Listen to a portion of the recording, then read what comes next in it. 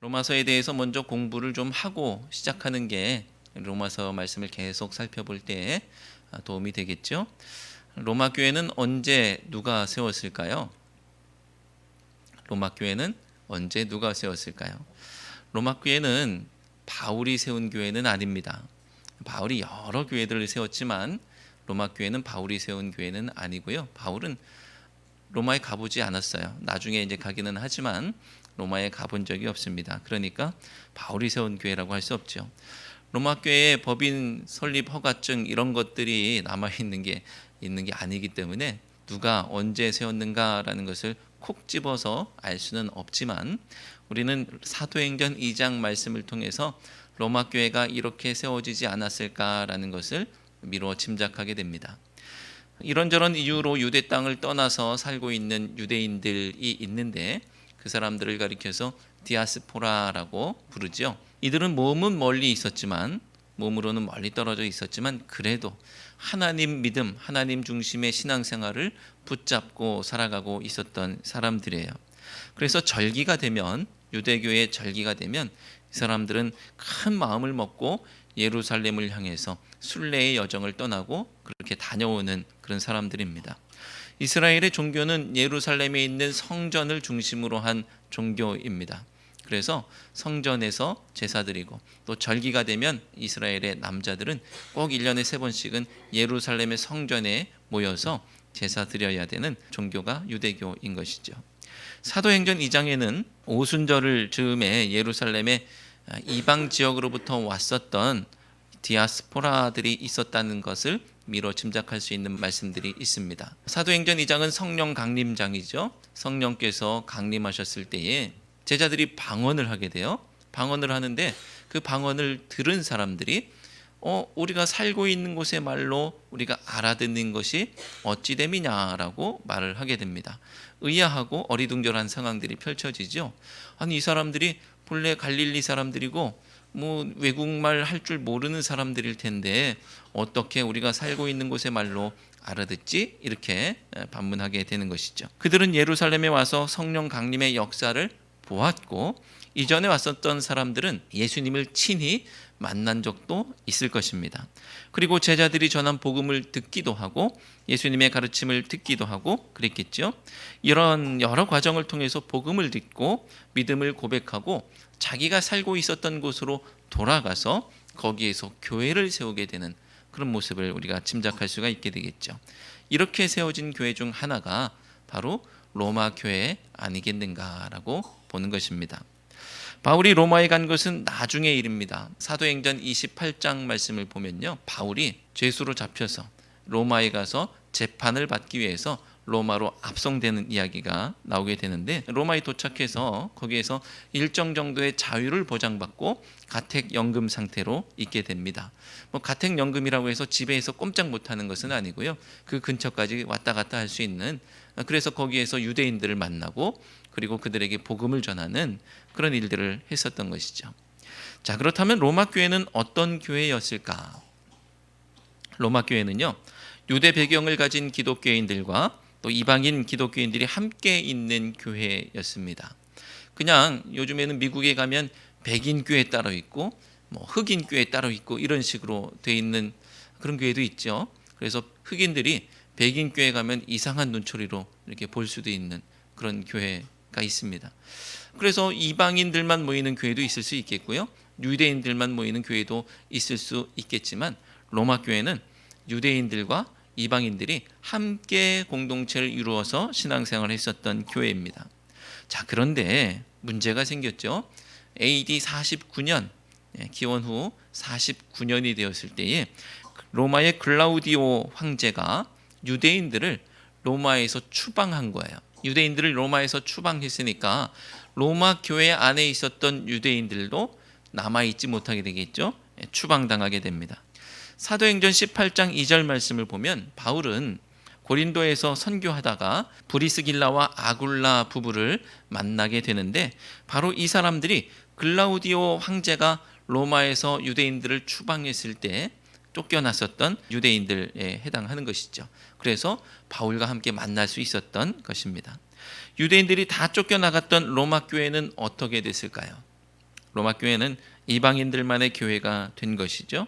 그렇게 5, 6년 정도의 시간이 지나게 되면 새로운 문화가 정착되게 되고 그리고 새로운 생각이 고착되게 되는 것이죠. 그런데 쫓겨났던 유대 배경을 가지고 있던 교인들이 54년도, 49년도에 쫓겨났는데 54년도에 다시 로마로 돌아오게 됩니다. 그리고 교회는 다시 이 두 배경을 가진 교인들이 어우러지게 되는데 다시 하나가 되기에는 차이가 많이 존재했던 것이죠. 유대 배경을 가지고 있는 사람들, 이방 배경을 가지고 있는 사람들이 한 교회에서 생각을 나누고 삶을 나눠야 되는데 그동안 4, 5년 동안 차이가 더 벌어진 거예요. 그러니까 하나 되기가 쉽지가 않죠. 대표적인 것이 바로 율법에 대한 생각, 율법에 대한 생각의 차이, 그것들이 있었던 것입니다. 그래서 바울은 55년 또는 58년 사이에 로마서를 쓰게 됩니다. 물론 바울이 로마서를 쓴 배경은 꼭 그 두 집단의 갈등을 봉합하고자 하는 의도만 있었던 것은 아닙니다. 이 두 집단 사이에 이런 생각의 차이가 있으니까 내가 복음을 제대로 설명해서 갈등을 좀 봉합하고 바른 복음 위에 설 수 있도록 해야 되겠다라는 의도도 물론 있었겠지만 다른 의도도 있었는데 이 로마서를 통해서 자기가 서바나로 가기 원했던, 이 바울은 서바나로 가서 선교하기를 원했는데 바울이 그곳에 가까운, 서바나는 이 안디옥 교회에서 상당히 멉니다. 그러니까 거기에서 좀 가까운 로마 교회의 도움을 좀 받으면 좋겠다, 이런 기대를 가지고 자기의 선교를 좀 도와주십시오라는 그런 배경도 이 로마서를 쓰는데 작용했던 것이죠. 하지만 오늘 우리가 알고 있는 로마서의 교리적 가르침에 대한 권위는 아무래도 율법과의 관계 안에서 갈등하는 두 집단을 복음 안에서 하나 되게 하고자 했던 바울의 의도가 있었기 때문에 가능한 것이 아니었겠느냐라고 우리가 볼 수가 있겠죠. 바울이 로마서를 쓴 의도야 어쨌든 로마서는 훗날 많은 사람들이 회심하는 데 있어서 하나님께로 돌아오는 데 있어서 영향을 끼치게 되죠. 4세기의 초대교회의 위대한 교부였던 어거스틴은 로마서 13장 13절 14절 말씀을 통해서 방탕하게 살던 이전의 삶을 버리고 이제 새로운 삶으로 돌아오게 되었던 것이고요. 16세기 종교개혁의 선봉에 있었던 루터는 로마서 1장 17절 말씀을 통해서 깨지게 되었고요. 그리고 18세기에 감리교회를 시작한 존 웨슬리는 모라비안 교도들의 집회에 참석했다가 누군가가 루터가 쓴 로마서 주석 서문을 읽는 것을 듣고 깨닫게 되는, 그런 로마서의 영향을 받게 되는 그런 모습이 있었습니다. 이런 이유로 로마서를 교회 갱신의 책이라고 하기도 하고요. 또 죄를 버리고 의를 선택하게 하는 하나님의 책이라고 부르기도 합니다. 우리는 로마서를 통해서 복음의 능력이 얼마나 대단한가를 알게 되는 것이죠. 사랑하는 성도 여러분, 로마서를 통해서 역사했던 하나님의 놀라운 능력이 우리가 로마서를 함께 읽어나가는 동안 동일하게 우리에게도 역사하기를 주님의 이름으로 축원합니다. 로마서는 바울의 편지 중에서 가장 긴 서신이죠. 16장으로 구성되어 있습니다. 로마서에서 가장 중요한 단어 중 하나가 바로 복음이에요. 복음. 복음은 말 그대로 좋은 소식이라는 의미를 가지고 있는데 우리는 복음이라고 하면 무슨 얘기인지 금방 알죠. 복음 하면 그거라고 알고 있습니다. 그런데 우리는 복음을 교회 용어라고 생각하고 있지만 사실 이 당시에 복음이라는 단어는 교회 용어는 아니었습니다. 당시에 로마에서 통용되었던 단어이죠. 로마 제국 안에서 과연 복음이 어떤 의미였을까요? 복음이라는 것은 로마 안에서 로마 제국을 다스리는 황제와 관련되어 있었는데 황제는 사람이 아닌 신으로 숭배받던 존재입니다. 로마의 황제는 사람이 아니고 신이에요. 그 자체가 종교입니다. 그러니까 신으로 숭배받고 있었던 이 황제에게 복음이라는 단어가 연결되는데 복음이 이 황제의 비문 같은 곳에 보면 황제가 태어난 것, 이게 복음이다라고 말하고 있는 거예요. 그런데 교회가 거기에 폭탄을 투하하는 거예요. 황제 숭배의 종교였었던 로마의 사람들의 생각 가운데 그것이 복음이 아니고, 로마의 달콤한 속삭임, 그것이 복음이 아니고, 황제는 구세주가 아니고 로마가 이룬 평화는 가짜다라고 말하면서 진짜 복음을 선포하는 것인데요, 예수 그리스도가 진짜 구세주이시고 그분이 주는 평화가 진짜 평화이고 예수 그리스도가 복음이다라고 말하는 것입니다. 황제에게만 붙여야 하는 것들을 예수 그리스도에게 선언하고 있는 것이죠. 우리는 참 복음이시며 구세주고 되시는 예수 그리스도를 믿음으로 세상 한가운데에서 중심을 잡고 살 수 있는 줄로 믿습니다. 지금까지 로마의 황제가, 로마가 우리를 구해주고 우리를 인도해 줄 것이다 라고 생각했던, 또는 세상의 가치와 세상의 진리가 우리를 인도할 것이라고 생각했던 그것들을 다 뒤로 하고 이제는 참 복음이시며 참 구세주 되시는 예수 그리스도를 붙잡아야 된다는 거예요. 로마서에서는 복음이라는 단어가 14번 등장하는데, 그런데 벌써 1절과 2절에서 하나씩 나오고 있습니다. 1절을 보시면 누구의 복음이라고 했느냐 하면 하나님의 복음이라고 하고 있죠. 하나님의 복음, 바로 복음의 기원에 관한 것입니다. 참된 복음은 사람이 만든 것이 아니라는 거예요. 하나님으로 말미암는 줄로 믿습니다. 자, 2절 말씀을 통해서 우리는 두 가지 사실을 알 수가 있는데, 우리 탐구하는 마음으로 2절 말씀을 함께 읽도록 하겠습니다. 이 복음은 하나님이 선지자들을 통하여 그의 아들에 관하여 성경에 미리 약속하신 것이라. 아멘. 복음이 선지자를 통해서 그의 아들에 관하여 성경에 미리 약속하신 것이다 라고 하고 있죠. 우리가 알 수 있는 첫 번째는 복음은 어느 날 갑자기 뚝 떨어진 것이 아니라는 거예요. 이미 구약에서도 수도 없이 복음의 그림자가 있었다는 것입니다. 그 증거 중 하나가 바로 3절 말씀에 나오는데요, 3절에서 다윗의 혈통으로 오신다라고 했던 것을 예수님께서 성취하셨다는 것이죠. 2절을 통해서 복음에 관해서 알 수 있는 두 번째는 이 복음은 아들, 즉 예수 그리스도에 대한 것이다 라는 것입니다. 자, 첫 번째는 성경에 미리 약속한 것, 그래서 갑자기 툭 튀어나오는 것이 아니고 구약에서 다 증거되었던 그것이 바로 복음으로 예수 그리스도 안에서 드러났다라고 말하는 것이고요. 두 번째는 바로 복음은 아들, 즉 예수 그리스도에 관한 것이다 라는 거예요.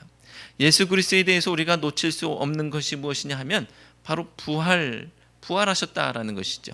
그 이야기가 4절에 드러나고 있죠. 4절을 함께 읽겠습니다. 성결의 영으로는 죽은 자들 가운데서 부활하사 능력으로 하나님의 아들로 선포되셨으니 곧 우리 주 예수 그리스도시니라. 아멘. 하나님의 복음은 황제에 대해서 설명하는 것이 아니고, 황제와 로마 제국이 얼마나 그들에게 소망이 되는지를 설명하는 것이 아니라 부활하신 예수 그리스도에 대한 선포이며 예수 그리스도가 우리의 유일하신 소망 되신다는 선포입니다. 그리스도에는 반드시 복음이 무엇인지를 설명할 수 있어야 합니다. 세상 복음을 하나님의 복음으로 착각하면 안 되겠지요. 그래서 바울도 로마서를 시작하면서 자신이 경험한 복음의 정확한 정체를 밝혀주고 있는 거예요. 사랑하는 성도 여러분, 예수 그리스도께서 우리의 참된 소망이심을 굳게 붙잡고 복음에 합당한 삶을 살아내며 결국 그 주님과 함께 부활하는 우리 모두가 되시기를 축원합니다. 하나님의 복음을 통해서 여러분에게 예수 그리스도가 분명해지기를 축원합니다. 그래서 자세히 보고 만진 것처럼 설명하고 전할 수 있는 우리 모두가 되시기를 바랍니다. 흔히 하나님은 무한하시고 사람은 유한하다라고 말하죠. 인간의 유한함은 보는 것만 보더라도 알 수가 있는데요, 우리가 볼 수 있는 빛이 제한되어 있죠. 이 세상에 수많은 빛들이 있고 인간이 명명한 빛도 많이 있습니다. 적외선, 자외선, 감마선, X선, 여러 선도 있고 가시광선도 있죠. 그런데 우리는 오로지 가시광선만을 볼 수가 있습니다. 그래서 그 이름도 가시광선이라고 표현했죠. 내가 보겠다고 해서 볼 수 있는 것이 아니에요. 보겠다고 해서 볼 수 있는 게 아니고요, 보여주시는 만큼 보게 되는 겁니다. 신학적 용어인 계시라는 단어도 이런 성격을 가지고 있습니다. 유한한 인간인 우리는 무한하신 하나님을 알 수 있을까요? 어떻게 무한하신 하나님을 유한한 존재인 우리가 알 수 있을까요? 정답은 하나님께서 당신을 스스로 보여주시려고 또 알려주시려고 하는 만큼만 우리가 그분을 알 수 있다는 것입니다. 이 세상을 살아가는 인간은 자신이 하나님이라도 된 양 기고만장하며 살지만 사실 사람은 상당히 연약하고 제한된 존재이죠.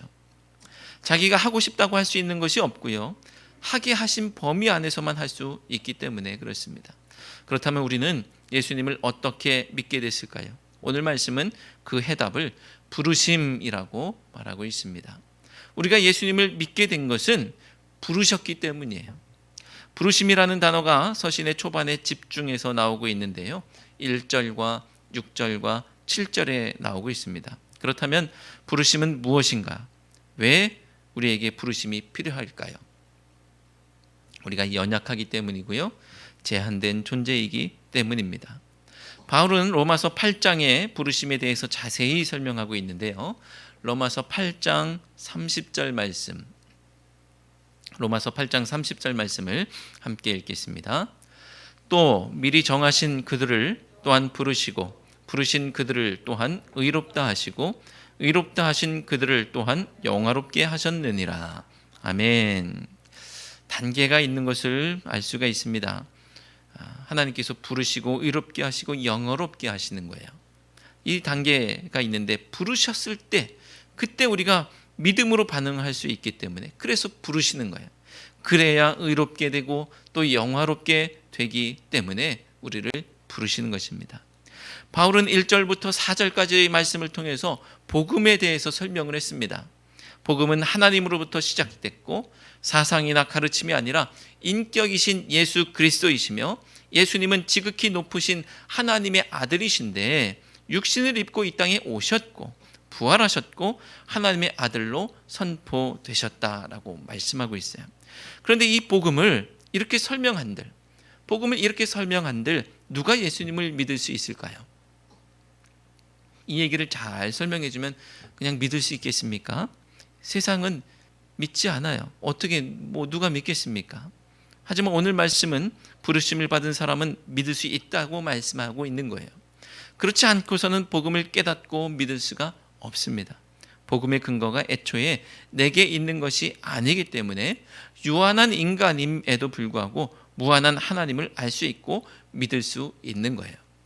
그래서 감리교를 시작하신 존 웨슬리 목사님은 사람이 자유의지로 반응하기에 앞서서 하나님께서는 모든 사람에게 먼저 선행 은총을 주셨다라고 말씀해요. 그렇기 때문에 우리가 믿음으로 반응할 수 있는 것이죠. 모든 사람에게 이미 주신 은총, 이것이 부르심이에요. 하나님께서 주도하시는 구원의 은혜, 바로 그것이 부르심이고 주님의 은혜인 줄로 믿습니다. 바울은 그 부르심을 경험했기 때문에 부르심에 대해서 자기 고백적으로 표현하고 있습니다. 바울은 자신의 의지와 상관없는 상황 중에 예수 그리스도의 부르심을 다메섹 도상에서 받았죠. 사도행전 9장 4절 말씀에 사울아 사울아 내가 어찌하여 나를 박해하느냐라고 하시면서 예수 그리스도께서 바울을 부르십니다. 물론 사울아 사울아 이것도 부르심이지만 그를 이방인의 사도로 부르신 하나님의 부르심, 예수님의 부르심이 있는 거죠. 하나님께서 먼저 나에게 다가오셨기 때문에 그 소리가 들립니다. 내가 들으려고 했기 때문이 아니라 하나님께서 부르셨기 때문에 복음을 깨달을 수 있고 예수님을 믿을 수가 있는 거예요. 여러분이 똑똑해서 복음을 이해하고 예수님을 믿었을까요? 과연 이 세상에 십자가의 도를 이해할 수 있는 사람이 몇이나 되겠습니까? 하나님께서 원수를 위해서 사랑하는 아들을 죽이실 이유가 무엇입니까? 원수를 위해서 사랑하는 아들을 죽이신 이 미련한 이야기를 누가 믿겠습니까? 하지만 고린도전서 1장 말씀을 통해서 알 수 있듯이 하나님은 전도에 미련한 것으로 믿는 자들을 구원하시기를 기뻐하셨고 또 십자가의 도는 멸망하는 자들에게는 미련한 것이요 구원을 받는 우리에게는 하나님의 능력이 되는 줄로 믿습니다. 우리는 내가 예수님을 영접하여 구원받는다고 생각하지만 사실 그보다 앞서 하나님께서 나를 영접하셔야, 나를 받아주셔야 구원이 있는 줄로 믿습니다. 나보다 하나님이 나를 더 먼저 사랑하시는 것이죠. 내가 할 수 있는 것이 아니에요. 하나님께서 우리를 부르셔야 되는 것입니다. 사랑하는 성도 여러분, 바울은 1절에서 하나님께서 자신을 사도로 부르셨다라고 말씀합니다. 또 6절에서는 로마 교회 성도들을 향해서 예수 그리스도의 것으로 부르심을 받았다라고 말씀하고 있습니다. 하지만 바울이나 로마 교회 성도나 목사나 장로나 권사나 집사나 성도 또는 아이에 이르기까지 모두가 7절 말씀처럼 성도로 부르심을 받은 줄로 믿습니다. 이 사실을 기억하시고 오늘도 주의 부르심에 민감하여서 나를 사용하시겠다 하는 그곳에서 부르심에 순종하는 우리 모두가 되시기를 주님의 이름으로 축원합니다. 기도하시겠습니다.